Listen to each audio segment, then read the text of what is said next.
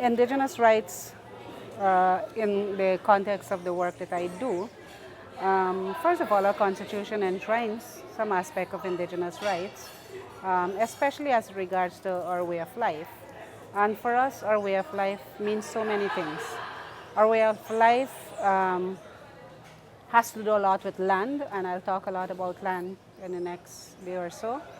It has to do with land, it has to do with our culture, it has to do with our daily life, really. It's our basic fundamental inherent right as a people. They're collective rights, largely, though we do have instances where we appeal to individual rights as well. So they're largely collective, inherent, fundamental rights as a people. The move to codify and to have indigenous rights in legislation has been a struggle. Has been a struggle in terms of, if I can address land issues, for example, it's one of the key issues that we've, for over decades, been seeking redress, seeking adequate legislation for. And when we had a revision of the Act in 2006, we were hoping that this would have finally addressed it in the way we wanted to, because we appealed to various precedents, including international law, that govern indigenous people. But politics stepped in, and politics determined that what the government wanted was in the best interest for the people, not necessarily what the people wanted. And therefore, we ended up with legislation that did not address the traditional rights of our indigenous peoples to a large extent. Did not take into account our traditional occupation and use of the lands. And that was a major setback for our communities, because then what happens is that it opened our communities to extractive activity exploitation, mining, gold, logging, because these all happen on state land, or what the state like to call state land. But for us, they are traditional hunting, fishing, farming, and other lands, which, if they are given out to extractive actors, generally have a negative effect on our people. And therefore, not having legislative protections give other competing interests who are covered by other legislation, forest by the Forest Act, mining by the Mining Act, and so forth. And therefore, you end up having conflicts. Again, for us, it's a case of we are the rights holders of those things. Our ancestors have been living there for generations. That is evidenced by various archaeological facts. But because our communities, in some cases, do not have a piece of paper given by the state, then it's disputed. Well, indigenous peoples have been, again, for decades, trying to have discussions with the state.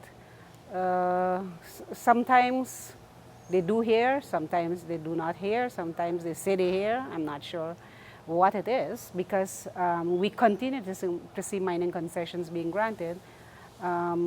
There was recently, with the advent of a new government coming into place, a moratorium on the logging activities. And in fact, one of the huge Chinese companies was actually stopped from carrying out its activities. So that tends to be somewhat of a positive discussion. And then the new government also campaigned on addressing land issues and addressing legislative reform on behalf of indigenous peoples. And we were happy about that.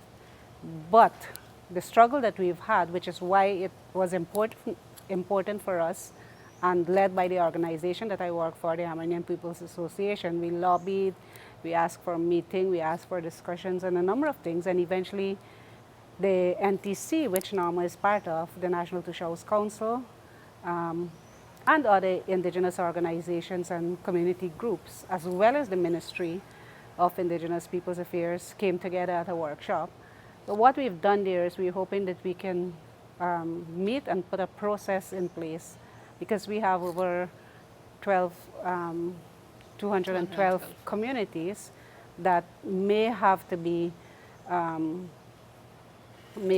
reached if we are to carry out consultation. So we have to sit down and think what makes most sense, because it will be very costly.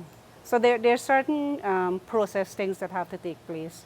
And then, of course, you have the, when it gets to Parliament, it's out of control of the communities, and what pressure do we add, how do we influence the government to pass the legislation that we want. And we're hoping that we do not have a repeat of 2006, whereby you still have an inadequate piece of legislation. So we have to have conversations with the government. We have to have conversations with other people.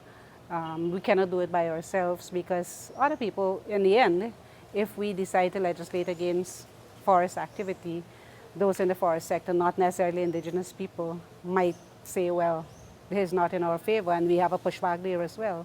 So it's not so easy, it's complicated.